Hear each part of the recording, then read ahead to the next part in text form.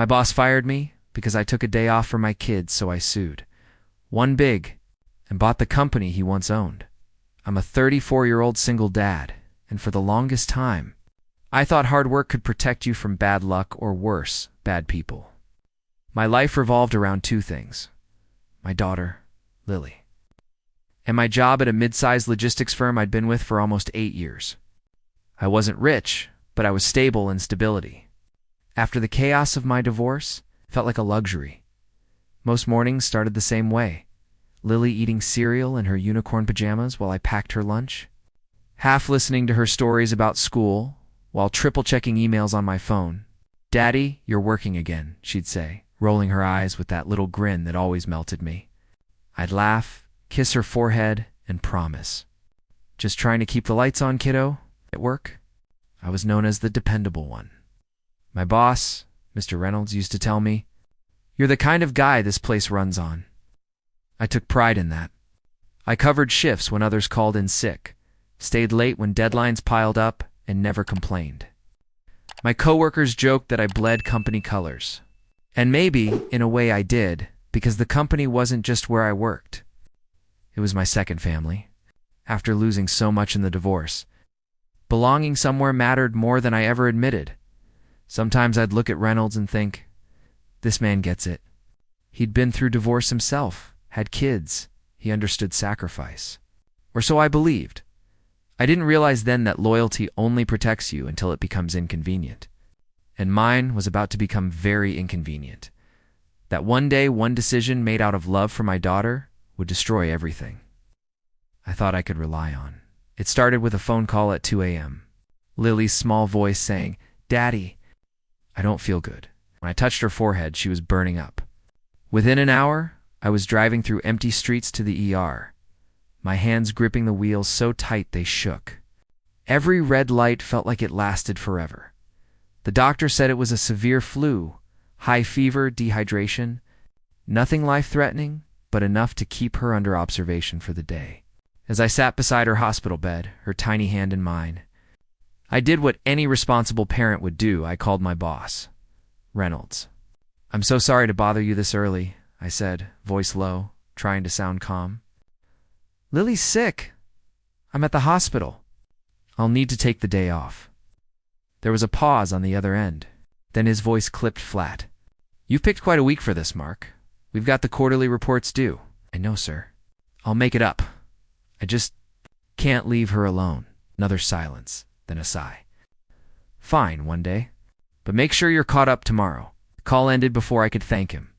Something about his tone stuck with me. Not concern, not even mild understanding. Just annoyance.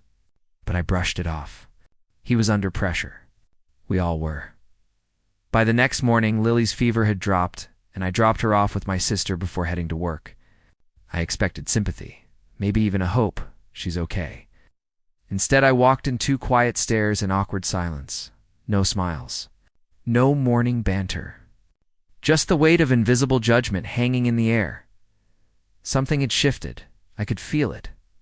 Even before Reynolds stepped out of his office with that cold, the forced smile that made my stomach turn. The shift wasn't loud. It was quiet, calculated.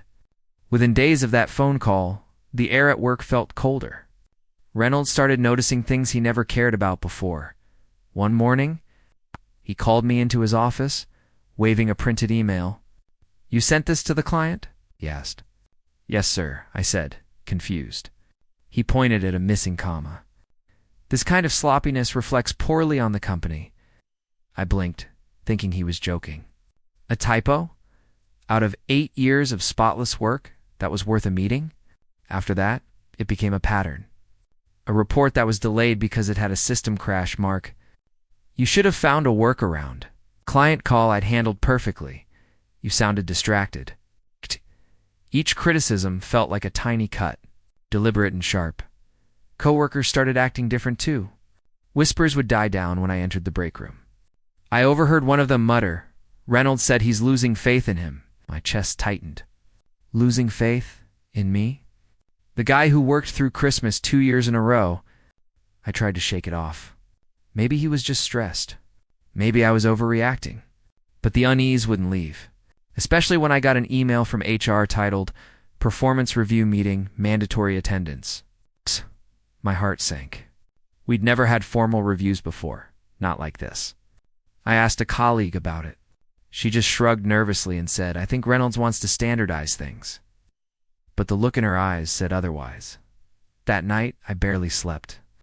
I sat at the kitchen table, staring at Lily's homework drawings on the fridge. Colorful, happy, safe. The opposite of how I felt. Something wasn't right. This wasn't a review. It was an ambush waiting to happen, and deep down, I already knew it. The meeting was set for 10 a.m. sterile conference room, blinds half drawn, 2 glasses of water waiting like props. HR sat across from me, her polite smile thin and rehearsed. Reynolds was beside her, arms crossed, pretending to be neutral. My stomach twisted. "Mark," she began, flipping open a folder. "We're here to discuss some concerns regarding your recent conduct and performance." "Concerns?" I repeated. "I haven't missed a deadline in years." Reynolds leaned forward. "Except when you abandoned your responsibilities last week without notice." "Right." "Without notice? I called you, remember?" "My daughter was in the hospital," he interrupted sharply. I don't recall approving any absence. For a second I thought I misheard him. My voice trembled. "You said I could take 1 day off, Reynolds. You said it was fine." His expression didn't change. Cold. Blank. HR scribbled something on her notepad. "Unfortunately," she said gently, "without written documentation, we have to treat it as an unapproved absence. It disrupted workflow and caused delays in critical reporting." I laughed, not out of humor, but disbelief. "You're firing me over a day? Over being a parent?" Reynolds sighed, like I was a disappointment. "We value family, Mark, but this job requires reliability." Then he slid a paper across the table. A termination notice. Effective immediately. I just stared at it, the words blurring. My ears rang, my throat dry. 8 years of loyalty reduced to a single sentence. As I packed my things, people pretended not to look. Some offered quick, pitying glances. Others avoided me entirely. The office, my second family, suddenly felt like a stranger's house. Reynolds passed by once more on his way out, adjusting his tie. "I hope you understand. It's just business." But it wasn't just business. It was betrayal, and I wasn't about to forget it. The days after my firing blurred together, mornings without alarm clocks. Nights filled with anxiety. I kept telling myself it was temporary, that someone with my experience wouldn't stay unemployed for long. But as the weeks dragged on, rejection emails piled up like bricks on my chest. "Thank you for applying, but we've decided to move forward with other candidates." Every line felt like a small death. The bills kept coming, rent, utilities, Lily's school fees. I started skipping meals to stretch what little savings I had left. One night, Lily sat beside me at the kitchen table, crayons scattered everywhere. She looked up and asked, "Daddy, why don't you go to the office anymore?" I froze. My throat tightened, words catching behind the shame. "I'm just taking a break, sweetheart." She smiled innocently. "Good. You work too much anyway." I forced a laugh. But when she left the room, I broke. The kind of silent crying that shakes your body but makes no sound. I'd built my entire identity around providing, and now I couldn't even promise her stability. Depression crept in slowly. The days got heavier, the silence louder. My phone buzzed with job alerts I couldn't bear to open. Then one evening, while venting to my friend Eric over coffee, he said, "Man, you need to sue them. That's wrongful termination, plain and simple." It's his word against mine. I can't afford a lawyer. But later that night, while scrolling through old voicemails, I saw his name, Mr. Reynolds. Out of instinct, I hit play, and there it was. His voice, cold but clear. "Fine, take the day off. Just make sure you're caught up tomorrow." My hands trembled. I replayed it again. And again, for the first time in weeks, I felt something other than despair. I felt fire. The kind that starts quietly, before it burns everything down the next morning. I sat in my car outside a small law office, palms sweating against the steering wheel. I'd almost turned around twice, part of me still convinced I didn't stand a chance. But when I finally walked in and told my story, the lawyer, Miss Patel, listened without interrupting once. When I played the voicemail, she leaned back in her chair and said, "You've got them. This is clear retaliation and wrongful termination." Her confidence was contagious. For the first time in months, I felt like maybe I wasn't crazy. She explained everything, the process, the risks, the timeline. We filed the lawsuit that same week, armed with the voicemail, my time-stamped emails, my spotless work record. Then the retaliation began. The company's lawyers fired back immediately. They claimed I had a history of instability, that I'd been difficult to manage and emotionally volatile after divorce. Lies, all of it. They twisted my personal life into a weapon. Reynolds even submitted false reports about missed deadlines that never existed. At first, the pressure nearly broke me. I was one man against a corporation with endless money. But then, something unexpected happened. The story leaked. Someone from inside the company must have talked, because within days, local news ran the headline, "Single Dad Fired After Taking 1 Day Off for Sick Child." It spread fast. Twitter threads, Facebook posts, Reddit discussions. People were furious.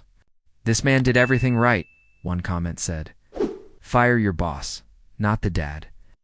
I started getting messages from strangers offering moral support, even legal tips. For the first time, the balance of power shifted. Reynolds could hide behind HR documents, but he couldn't hide from public outrage. And as the world began to watch, I realized this wasn't just my fight anymore. It was every parent's nightmare made public. The lawsuit entered the discovery phase, the part where both sides had to hand over internal records, emails, and communications. Ms. Patel warned me it could take months, maybe even longer, but I didn't care. Every day I woke up with one goal: to prove I wasn't the liar they painted me to be. Then one afternoon, she called me into her office. I'll never forget her expression, calm, but with that flicker of controlled fury lawyers get when they've found gold. She turned her monitor toward me. "You need to see this." On the screen were internal emails between Reynolds and HR dated 2 weeks before Lily ever got sick. One line burned into my brain: "We need to start documenting reasons to let Mark go. Find inconsistencies or attendance issues. Nephew's ready to step in soon." And my mouth went dry. "Nephew?" Miss Patel nodded grimly. "Turns out Reynolds' nephew was interviewing for your position before you were even fired." It hit me like a punch. All those performance issues, the nitpicking, the sudden shift in tone. It wasn't about my day off. They'd been laying the groundwork for weeks. I wasn't unreliable. I was disposable, and it got worse. HR's own representative, the same. A woman who sat across from me during my termination, confessed in a deposition that Reynolds pressured her to falsify documentation about my attendance violations. Uncomfortable but feared for her job, when the news reached the press, it exploded. The public's sympathy turned to outrage. Headlines changed from "Single Dad Fired Unfairly" to "Boss Fired Worker" to "Hire Nephew." Suddenly, this wasn't just my story, it was a corporate scandal. Reynolds had built his career on power and manipulation. But now, I had something stronger than fear, proof, and for the first time, I knew the tide had turned. The courtroom felt colder than I expected, too quiet, too clean. The kind of silence that makes every heartbeat sound like thunder in your chest. I sat at the plaintiff's table, suit slightly too tight, palms slick with sweat. In my pocket, folded neatly, was Lily's school photo, her missing front tooth, her little pink headband. I kept touching it every time I felt my courage slipping. Across from me sat Reynolds. Perfect posture, polished watch, smug half-smile. He looked like a man who thought he couldn't lose. His lawyers whispered to him occasionally, smirking like this was just another corporate inconvenience. But when Ms. Patel stood and pressed play on that voicemail, the air shifted. Reynolds' voice filled the courtroom. "Fine, take the day off. Just make sure you're caught up tomorrow." For a moment, you could hear a pin drop. Ms. Patel didn't even look at the jury. She just let the silence work. Then she clicked the next slide, the emails. the ones where Reynolds told HR to find reasons to terminate me. One juror's jaw literally dropped. Another shook her head in disbelief. Reynolds tried to maintain his composure, but his face twitched when HR's representative testified, confirming everything. How he'd forced her to fabricate documents, how he'd planned to replace me with his nephew. When it was my turn to speak, I told the truth. About Lily's fever, about the fear of losing everything for choosing to be a father first. My voice cracked halfway through, but I didn't stop. I wanted every parent in that room to feel it. The verdict came after hours that felt like years. The jury ruled in my favor. Wrongful termination, emotional distress, defamation. The damages were massive. Reynolds didn't look so confident when the judge said the words, "Judgment for the plaintiff." Justice felt powerful, but it wasn't peace. Not yet. Because while I'd won, part of me still carried the scars of being betrayed by the place I once called home. The story spread faster than I ever imagined. One moment it was a local headline, "Single Dad Wins Wrongful Termination Case." The next, it was everywhere. Morning talk shows, business blogs, even late-night hosts threw in jokes about the boss who fired a father for loving his kid. Reynolds became the face of corporate cruelty. Reporters camped outside the office, clients canceled contracts, and investors fled like rats off a sinking ship. The company's stock plummeted within weeks, wiping out years of growth. Eventually, a press release went out. "Mr. Reynolds has chosen to resign, effective immediately." I saw the news on my phone while sitting in my car outside Lily's school. For the first time in a long while, I smiled without guilt. The settlement money came through soon after, more than I ever thought I'd see in my lifetime. I used it wisely, cleared my debts, set up a college fund for Lily, and finally caught my breath. I even took her on our first real vacation, the beach she'd always begged to see. Watching her run through the waves, laughing, made me realize how heavy I'd been carrying everything. But peace is strange. Even as life got easier, something inside me refused to rest. Every time I saw a story about workers being exploited or parents punished for choosing family, that same anger simmered. I'd won legally, financially, publicly, yet the betrayal still burned beneath the surface. Because for me, it was never just about money. It was about how easily one man could destroy another's life just because he thought he could. As the sun set that evening, Lily tugged my sleeve and said, "Daddy, are you happy now?" I looked at her, truly looked, and said, "Almost, sweetheart, almost," because deep down I knew the story wasn't over yet. Months passed and life slowly found rhythm again. I was freelancing from home, spending more time with Lily, actually sleeping through the night. The chaos had finally quieted until one morning. I got a call from Ms. Patel. "You might want to read this," she said. Her voice carrying that same calm edge it did when she had good news. An article link followed. Reynolds Logistics faces bankruptcy after investor exodus. My old company, the same place that tossed me aside, was falling apart. Contracts gone. Clients gone. The board desperate to sell before total collapse. I almost laughed. It felt unreal, like karma had finally decided to clock in for overtime Ms. Patel didn't waste time. "You could buy in," she said. "With your settlement and a few strategic investors, you could actually take control." At first I thought she was joking. Me, the guy they called unreliable? But the more I thought about it, the more poetic it felt. Why just watch them crumble when I could rebuild it my way? With her guidance and backing from one of the investors who'd admired my case publicly, I made the move quietly. No press, no big announcement. Just paperwork, signatures, and a wire transfer that changed everything. Weeks later, I walked through those familiar glass doors again, but this time the receptionist stood when she saw me. "Mr. Walker," she said softly, "welcome back." The first thing I did as owner wasn't to celebrate. It was to clean house. I reinstated the overworked employees Reynolds had mistreated, gave long overdue raises, and rewrote policies that valued family instead of punishing it. Standing in what used to be Reynolds' office, I stared out the same window he once looked through. The view hadn't changed, but everything else had. The man he called replaceable now owned the empire he built. And that irony. It tasted like justice. It happened on a rainy Thursday, fitting really. I was reviewing contracts in my new office when my assistant buzzed in. "There's a man here asking to see you. Says his name is Mr. Reynolds." For a second, I froze. The name still carried a sting, though duller now. "Send him in," I said finally. I wasn't angry anymore. Just curious. He walked in slowly, like a man aged 20 years in half that time. The sharp suit was gone, replaced with a cheap blazer that hung off his shoulders. His eyes darted around the office, his old office, before landing on me. "Mark," he started, forcing a smile. "You look good.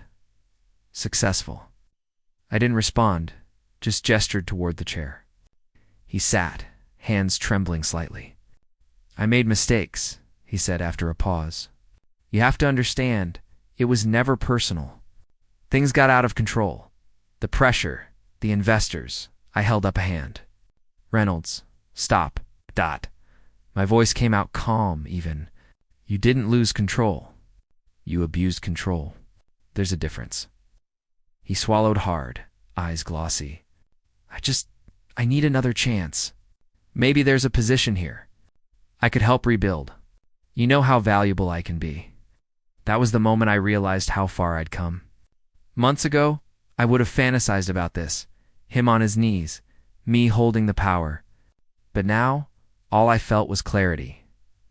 I stood, looking out the window, the same view he once owned. "You taught me something important, Reynolds," I said quietly. "You taught me what leadership isn't." He didn't answer. Just sat there, deflated, staring at the floor. I walked past him, hand on the door. "Good luck," I said simply. "You're going to need it." And as I stepped out, I didn't feel anger or triumph, just peace. The kind that comes when justice doesn't need noise to be heard.